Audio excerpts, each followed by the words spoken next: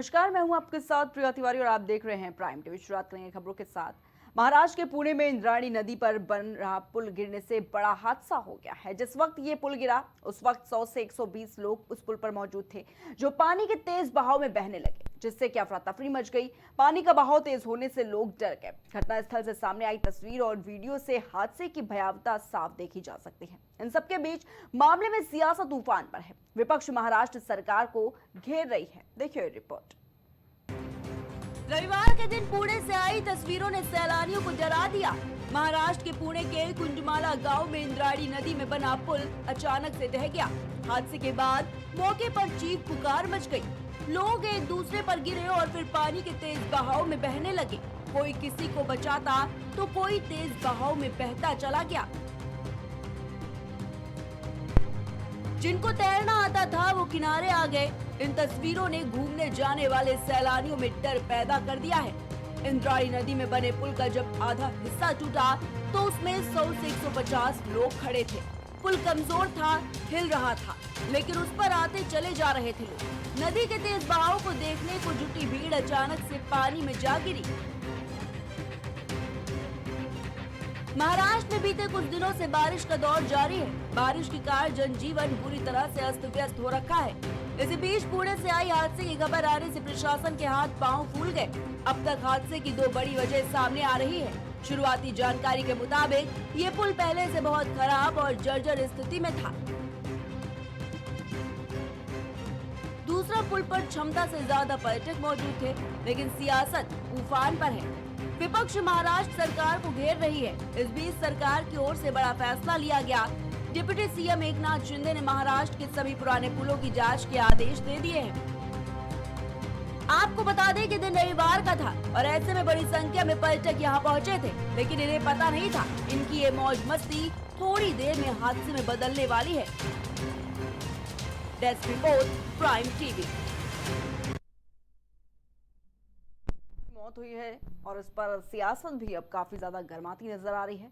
आपको बता दें कि इंद्रायणी नदी पर मौत का ये पुल, जिसकी तस्वीरें आपको दिखा रहे हैं, महाराष्ट्र से ये घटना सामने आई जहां पर पुल ढहने से अफरा तफरी का माहौल मच गया है। ये तस्वीरें आपको दिखा रहे हैं, ये तस्वीरें महाराष्ट्र की है। और इसी खबर पर तमाम जानकारी के लिए हमारे साथ हमारे संवाददाता राजेश जुड़ चुके हैं। राजेश, जिस तरीके से ये घटना सामने आई है, महाराष्ट्र के इंद्रायणी नदी पर मौत का जो पुल देखने को मिला है, क्या कुछ पूरा अपडेट मिल पा रहा है इस पर? देखिए प्रिया, अगर बात करें महाराष्ट्र की, तो महाराष्ट्र में जिस तरीके से बावल में बड़ा हादसा हुआ है, तो कहीं कहीं बड़ी घटना है। और जो पुल बनाया गया था, तो इस पुल को एक अगर देखा जाए तो इस पुल पर लगभग 120 से 125 लगभग 120 से 125 लोग शामिल थे, जिसमें से लगभग 25 से 30 महिलाएं थी।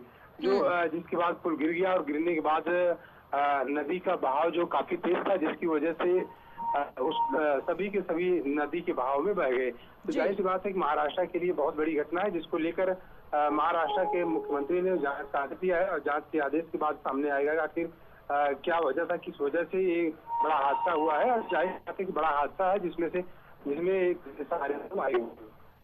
जी राजेश, बिल्कुल, क्योंकि एक बड़ी लापरवाही भी देखने को मिली है इस पर, क्योंकि ये भी कहा जा रहा था कि वो पुल काफी कमजोर था और बड़ी संख्या में वहां पर जो पहुंचे हुए थे घूमने के लिए लोग, वो उस पुल पर चढ़े हुए थे। ऐसे में एक बड़ा सवाल ये भी उठता है कि आखिर इतनी बड़ी लापरवाही का जिम्मेदार आखिर कौन है? राजेश, बिल्कुल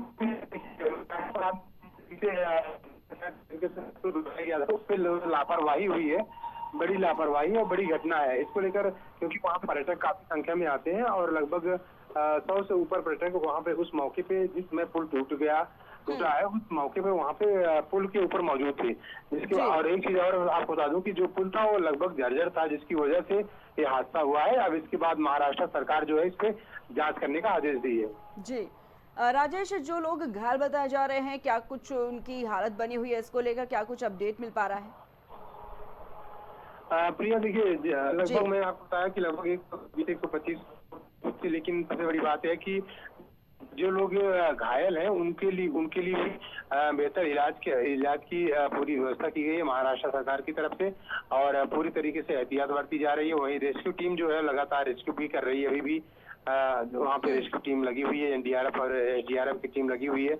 उसमें क्योंकि उसमें गोताखोर भी मौजूद मौके पे मौजूद थे, तो पूरी तरीके से उसकी छानबीन भी की जा रही है और वजह क्या थी पुल टूटने की, उसकी भी छानबीन महाराष्ट्र सरकार के साथ में की जा रही है। जी राजेश, बिल्कुल, क्योंकि अब देखा जा रहा है इस पर सियासत भी गर्माती नजर आ रही है। विपक्ष कैसे महाराष्ट्र सरकार पर सवाल खड़े कर रहा है, क्योंकि लगातार देखा जा सकता है कि जब बड़ी लापरवाही होती है कहीं ना कहीं इस पर लोगों को भुगतना पड़ता है। देखिए किस तरीके से मौत का मंजर नजर आ रहा है, तो तमाम तरह के सवाल खड़े हो रहे हैं। विपक्ष भी लगातार निशाना साधते हुए महाराष्ट्र सरकार पर नजर आ रहा है। राजेश, बिल्कुल, देखिए विपक्ष तो लगातार सरकार पर निशाना साधता है। कहीं भी कोई भी अगर भी लापरवाही, कहीं भी कोई भी बड़ी घटना होती है तो उसको लेकर विपक्ष लगातार सरकार को साधता है।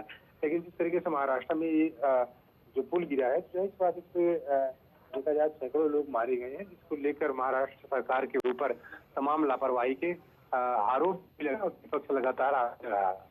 जी ठीक है राजेश, बहुत बहुत शुक्रिया आपका हमारे साथ जुड़ने के लिए और तमाम जानकारियों के लिए।